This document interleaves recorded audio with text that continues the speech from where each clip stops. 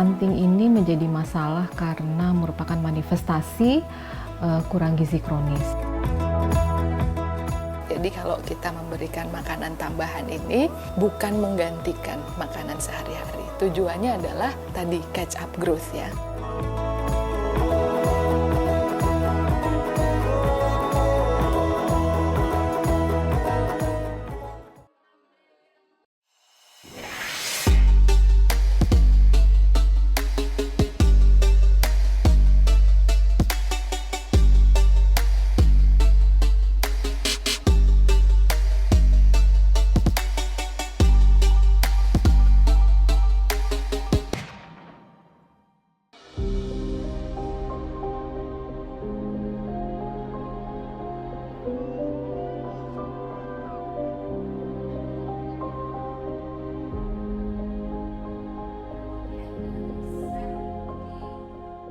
Jadi memang stunting ini menjadi masalah karena merupakan manifestasi kurang gizi kronis. Artinya dalam rentang waktu yang panjang terjadi malnutrisi dan terlihat pada statur atau tinggi badan yang tidak sesuai dengan kelompok umurnya.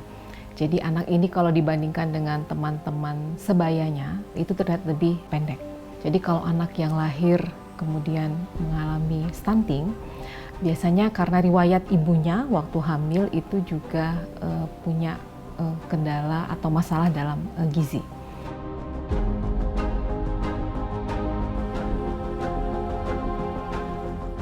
Ya, jadi angka stunting yang dikeluarkan oleh pemerintah Republik Indonesia itu dikeluarkan melalui suatu survei. Survei tersebut bernama Survei Status Gizi Indonesia atau SSGI disingkatnya. Itu terakhir dilakukan di tahun 2022. Memang hasil survei yang didapatkan dari waktu ke waktu terjadi penurunan.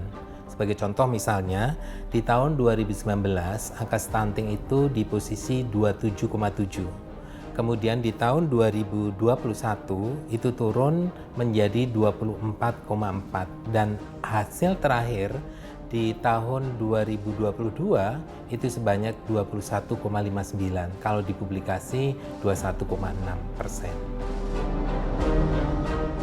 Jadi saya melihat beberapa program yang digulirkan pemerintah, misalnya pemberian minuman untuk balita, program pemahaman untuk para ibu-ibu muda, termasuk usia perkawinan yang juga menjadi penyebab adanya angka stunting itu begitu masif disampaikan oleh pemerintah, sehingga kami melihat bahwa ini angka penurunan itu akibat dari berbagai program yang sudah digulirkan tersebut.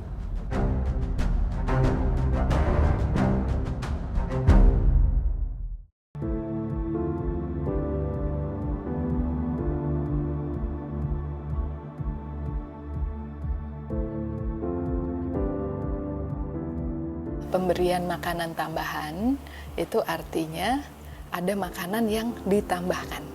Ditambahkan dari yang mana? Ditambahkan dari makanan biasanya. Kenapa perlu pemberian makanan? Jadi tadi untuk penurunan stunting ya. Jadi stunting ini kan proses di mana pertumbuhan anak itu tidak sesuai dengan seharusnya. Nah, proses ini tuh dimulai dari awal banget, waktu masih di perut, waktu anak mulai pertumbuhannya itu flat, tidak naik sesuai dengan kurva. Nah, itu namanya ada perlambatan pertumbuhan. Jadi dia terlambat nih dibanding seharusnya. Nah, karena terlambat, dia harus mengejar. Mengejar namanya catch up growth. Jadi dia harus mengejar pertumbuhannya. Nah, untuk mengejar pertumbuhannya, ini kan dia sebelumnya sudah punya pola makan nih. Pola makannya dia ternyata nggak cukup, sehingga pertumbuhannya terlambat.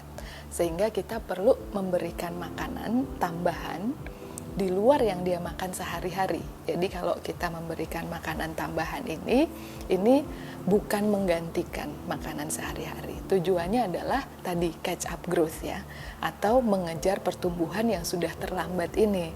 Nah, sasarannya siapa? Yang pertama, kita lihat nih ibu, kan pertumbuhan janin ya sejak dalam perut kan. Jadi ibu-ibu hamil kita itu ada yang terlalu status nutrisinya kurang baik, namanya ibu kek.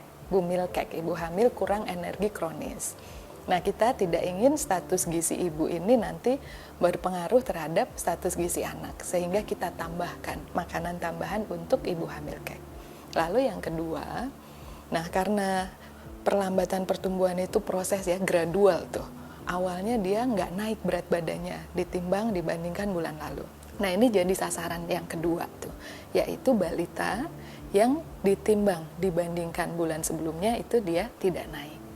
Itu yang kedua ya. Sasaran yang ketiga, ini balita yang sudah agak lama nggak naik, mungkin baru ketangkep nih karena dia mungkin tidak ditimbang setiap bulan. Nah, dia udah di bawah garis merah, namanya underweight gitu, atau berat badan kurang. Nah, itu juga mesti dapat makanan tambahan. Dan yang terakhir, yang gizi kurang. Gizi kurang itu anak yang kurus. Kurus itu kita bandingkan berat badan dengan tinggi badannya. Jadi sasaran kita ada 4 untuk makanan tambahan itu ibu hamil kek, lalu balita yang tidak naik berat badannya, balita yang berat badannya kurang atau underweight, tadi di bawah garis merah berat badan terhadap umur, dan yang terakhir balita yang gizi kurang. Jadi untuk mengejar pertumbuhan tadi itu ada hitungan standar gizi yang harus diberikan gitu. Nah, standar gizi ini dipenuhi dari mana? Ada rekomendasi dari WHO ya, bahwa pada situasi seperti tadi diberikan makanan tambahan, pilihan pertamanya adalah makanan yang tersedia di lingkungannya gitu. Itu tadi yang namanya pangan lokal. Jadi itu rekomendasi pertama. Tetapi bisa juga diberikan makanan pabrikan dengan standar-standar tertentu. Nah, kita juga mempunyai Pokja ya, nanti di mana desa-desanya, titik-titiknya, kelurahannya, nah itu bersama-sama dengan stakeholder setempat. Nah, pemberiannya ini bisa 2 macam ya, bisa berupa makanan lengkap menu, bisa berupa snack, tetapi kandungannya itu sudah ditentukan apa saja, meskipun snack juga mesti yang mengandung protein hewani. Jadi minimal 1 kali dalam seminggu itu ada makanan menu lengkapnya. Selain itu bisa snack. Jadi ini kita laksanakan mulai tahun ini di 514 kabupaten kota. Kita sudah mengeluarkan petunjuk teknis untuk pelaksanaannya, dipimpin atau dilaksanakan itu dipimpin oleh puskesmas. Nanti dilaksanakan di masyarakat. Untuk ibu hamil kek akan mendapatkan makanan tambahan 120 hari. Kemudian untuk balita yang tidak naik berat badannya dan yang berat badannya kurang atau underweight itu 14 hari, dan untuk atau 2 minggu. Nah, untuk yang gizi kurang itu akan mendapatkan 8 minggu atau 56 hari. Itu sesuai dengan rekomendasi dari kelompok kerja peningkatan gizi masyarakat.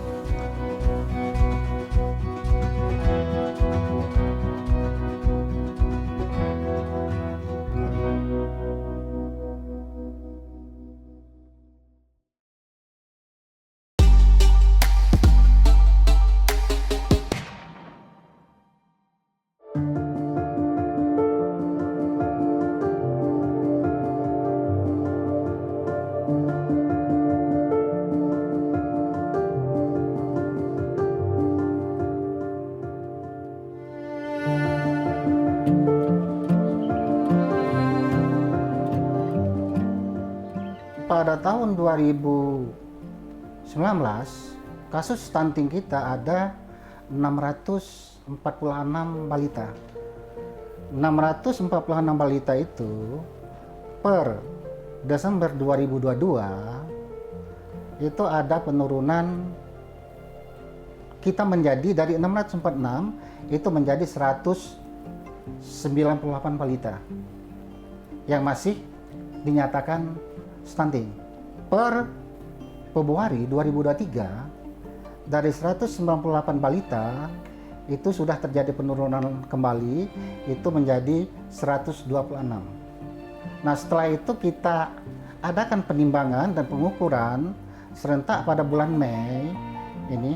Nah, pada saat bulan Mei itu dari 126 balita itu tinggal 103 balita di tahun 2023. Terima kasih. Jadi alhamdulillah syukur kita Kabupaten Oku Timur kita mendapatkan dak non fisik. Dak non fisik ini untuk pemberian makanan tambahan ini kita mendapatkan kalau tidak salah angkanya 7 miliar. Dan ini digunakan untuk pemberian makanan tambahan yang berbahan pangan lokal.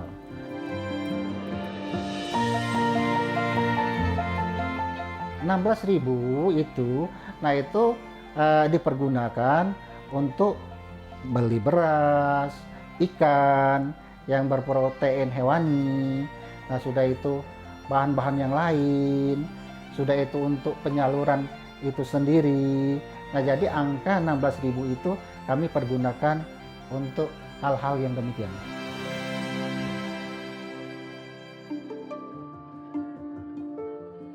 Dalam hal pemberian tambahan pangan lokal ini tadi kita sesuaikan dengan potensi yang ada di desa tersebut. Jadi contohnya seperti ini, Oku Timur ditunjuk sebagai kampung patin secara nasional. Artinya bagaimana semaksimal mungkin pemberian protein atau pengganti susu ini tadi itu menggunakan bahan baku patin. Untuk wilayah-wilayah yang potensinya bukan patin seperti telur bebek, nah itu dikemas sedemikian rupa telur bebek ini menjadi bahan baku tambahan untuk si anak yang akan kita treatment sehingga tidak terjadi stunting ke depannya seperti itu, Dek.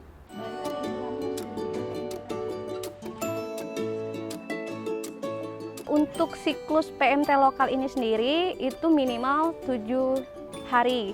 Jadi 6 hari kudapan, 1 makanan lengkap. Jadi untuk snacknya itu terdiri dari sumber karbohidrat, protein, lemak, vitamin, dan mineral. Nah nanti petugas gizi dan PKK Posyandu nanti berkolaborasi dalam mendemo masak tentang cara pemberian PMT lokal kepada bayi dan ibu hamil cake yang baik dan tepat. Sesuai dengan usia yang diberikan, seperti usia 6-9 bulan itu diberikan makanan yang lumat dan kental, dan usia 9-11 bulan itu diberikan makanan cincang kasar, dan di atas 1 tahun boleh diberikan makanan keluarga.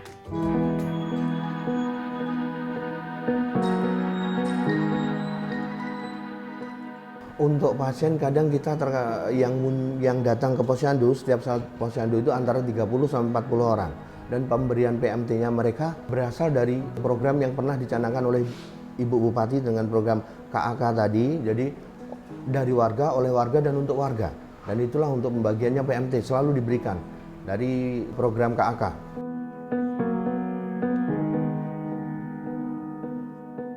Melengkapi dua-duanya. Jadi pemberian PMT tadi bisa protein hewani, juga bisa protein nabati. Contohnya misalkan kita memberikan jagung yang diolah untuk menjadi bubur, sup, ataupun apa, dengan pemberian telur. Untuk protein hewani kadang kita berikan sate. Jadi untuk dagingnya yang protein hewani tadi dengan sate tadi, dan itulah yang dibantu untuk memberikan kepada anak-anak yang cenderung ke arah stunting. Jadi jangan lupa untuk penganekaragaman makanan, ya.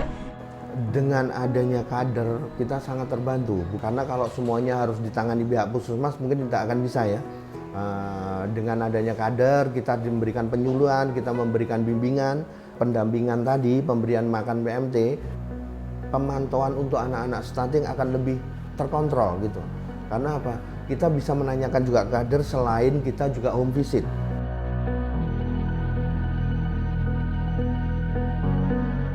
Kami petugas dari Posyandu, bila ada balita yang stunting atau ibu hamil cake, kami melaporkan ke petugas kesehatan, dirujuk ke puskesmas.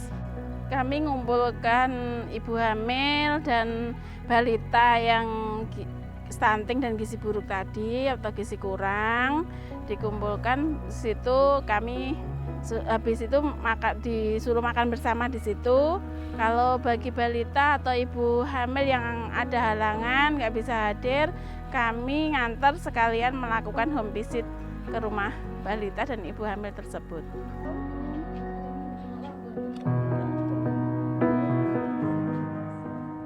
Dulu anak saya teridentifikasi sebagai penderita stunting, itu usia 6 bulan.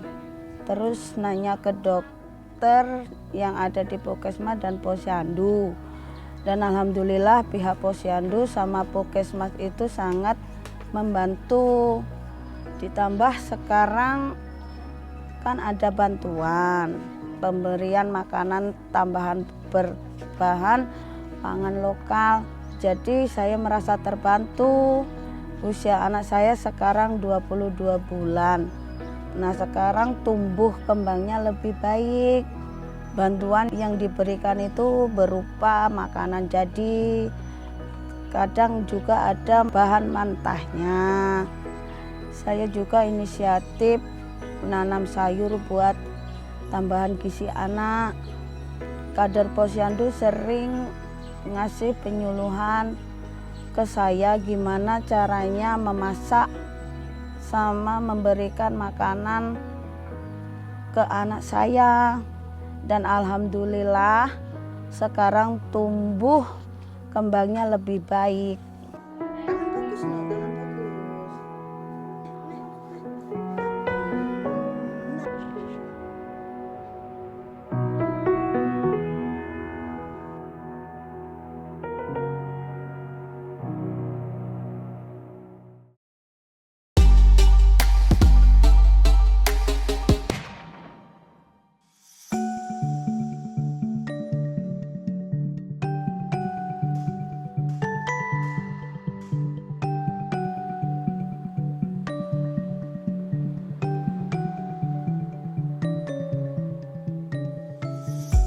Untuk Puskesmas Tunjungan itu kategorinya termasuk puskesmas pedesaan ya. Terus kita itu punya wilayah 15 desa dengan jumlah penduduk 52.100. Terus kita punya 76 posyandu yang tersebar di 15 desa. Kebetulan untuk stunting kita tahun ini sekitar 314 nih, itu sekitar 11,7% dari jumlah balita yang ada. Terus kemudian tersebar di beberapa desa, memang lokusnya satu ditutup, termasuk Dukuhan Ngetrep itu ya. Kemudian yang paling sedikit itu di Ngelangitan.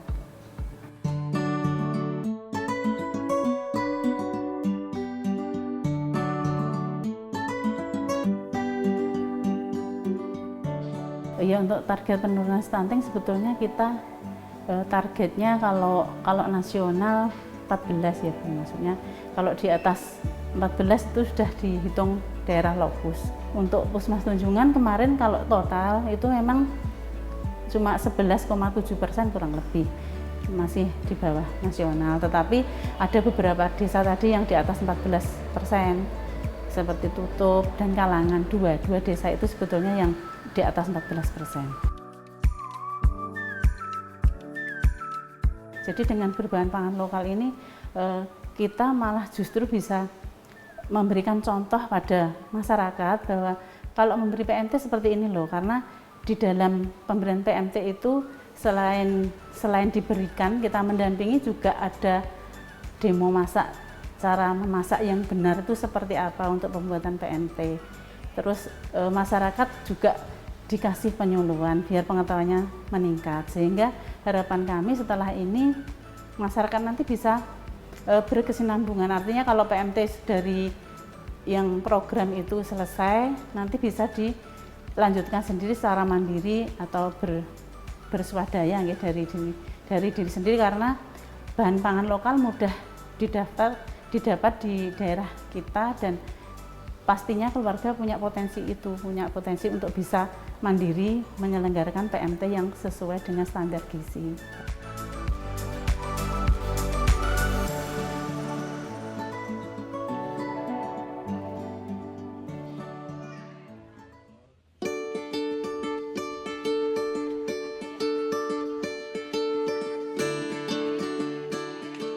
Kalau kami teman-teman gizi di seluruh Kabupaten Blora, terutama di Puskesmas dan di Kabupaten, kami menyusun siklus menu untuk 10 hari siklusnya. Kemudian siklus ini dikumpulkan untuk rekap sama teman-teman di puskesmas, diambil masing-masing teman-teman puskesmas mengambil menu yang mungkin bisa mereka gunakan di wilayah masing-masing karena kemampuan dari wilayah berbeda, kemampuan dari tenaga pengolah juga mungkin berbeda. Jadi masing-masing teman-teman puskesmas memilah siklusnya 10 hari. Kemudian dari siklus 10 hari tersebut ketika dipraktekkan kita lihat daya terimanya ke sasaran. Daya terima ke sasaran ini langsung kita evaluasi di saat itu juga. Misalnya pada saat ini olahan daging ini diolah, digoreng misal. Sasaran tidak terlalu suka, mungkin ternyata sasaran lebih suka kalau olahan daging ini tidak dalam bentuk digoreng. Untuk siklus kedepannya, siklus daging ini akan langsung dirubah dengan makanan yang dikukus atau dimasak dalam bentuk lain yang bukan digoreng.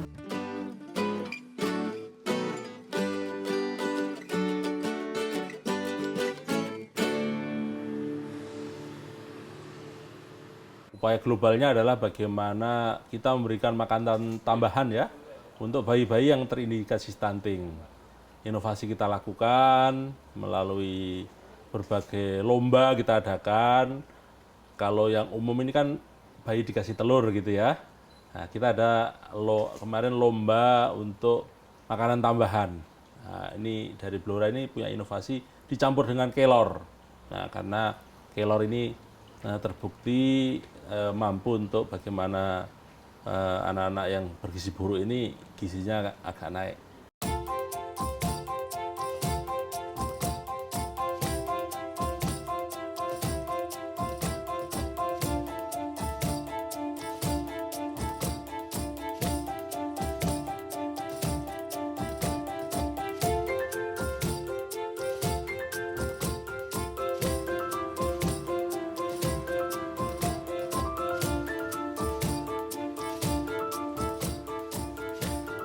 Untuk anggaran stunting, terutama di PMT lokal, kami sebar di 26 puskesmas yang mencakup 295 desa dan kelurahan. Anggaran kami 3,3 miliar, kami mampu menyerap 3,2 miliar. Itu khusus hanya pemberian makanan tambahan untuk ibu hamil kek dan bayi balita yang stunting. Dalam 2 tahun terakhir, kasus stunting di Kabupaten Blora di tahun 2021 ada 4.172, sekitar 9,23% dari jumlah balita yang ada di Kabupaten Blora.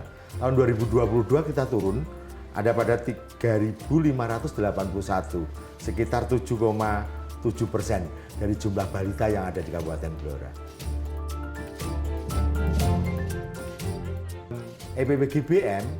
EPP-GBM itu hasil penimbangan serentak ataupun elektronik pencatatan dan pelaporan gizi berbasis masyarakat kami semakin menurun.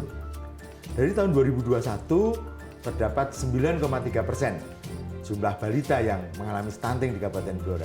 Di tahun 2022 angka stunting di Kabupaten Blora berdasarkan EPP-GBM 7,78. Di tahun 2023 ada di angka 6,7.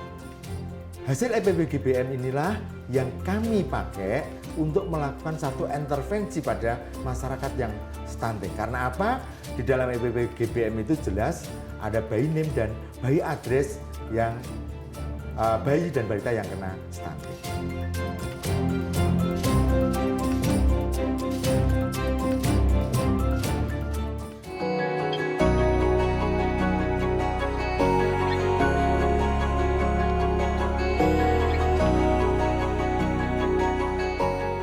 Saat PMT itu menambah nafsu makan, berat badan naik, anak saya jarang sakit.